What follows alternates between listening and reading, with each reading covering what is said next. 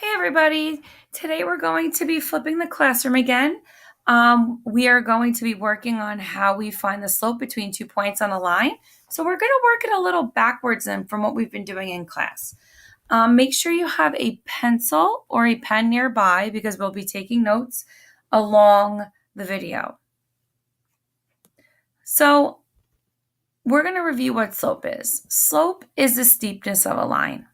Slope is also the ratio of the rise to the run as you move from one point to another along a line from left to right. We also consider it a constant rate of change between the dependent and independent variables. We will definitely be going into that later on, but definitely something you want to keep in mind that it is a constant rate of change. So what we're going to do today is we're going to be looking at a graph and we're going to try to find the slope between the 2 points. So we still need to use our alliteration of slope as rise over run.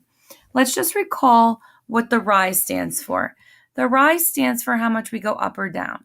So if we're going up, it's considered a positive direction. If we're going down, it's considered a negative direction. Now let's look at our run. If we go right, it's considered a positive direction. And if we go left, it's considered a negative direction. So make sure you have these notes alongside so you have it as a guide for when you practice on your own. Now we're going to find the slope between the 2 points on this line. If you look, we're going to start with the leftmost point and we're going to find the slope to this point. So here are the steps we're going to follow each time we try to find the slope of a line between 2 points on a graph. First thing you're going to do is connect the points with a triangle using the left point as your starting point. So we're going to draw an arrow up and over. We're trying to see how we go up and over to get from one point to the next on a line. So what we do next is we count the boxes up from where we started. So now that we have the triangle, we're going to count up. 1, 2, 3, 4, 5. So that's a positive 5 direction. Now we're going to count the boxes, the number right. We're going to count 1, 2, 3. So that's another positive direction, which is positive 3. Now we just fill it into the slope formula, which is rise over run, which is equal to the rise was 5 and the run was 3. So our final answer for the slope of this line is 5 over 3. So make sure you get these notes down and we're going to try one more example before you try some on your own. Now if you look at this line, it's a little different. It's going in a negative direction. So we're going to do the same thing like we did, but we're going to start with this point over here, even though it's higher.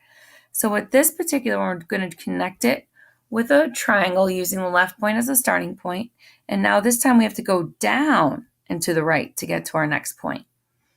So with this one, we do the same thing. We count the number of boxes down, which is 1, 2.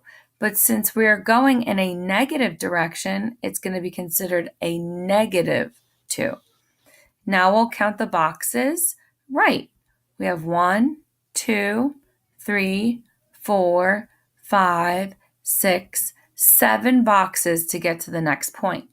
And since that's to the right, it's a positive 7 direction.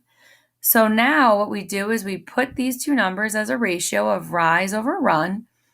And since the rise was a negative 2 and the run was 7, our slope is negative 2, 7 for this particular line.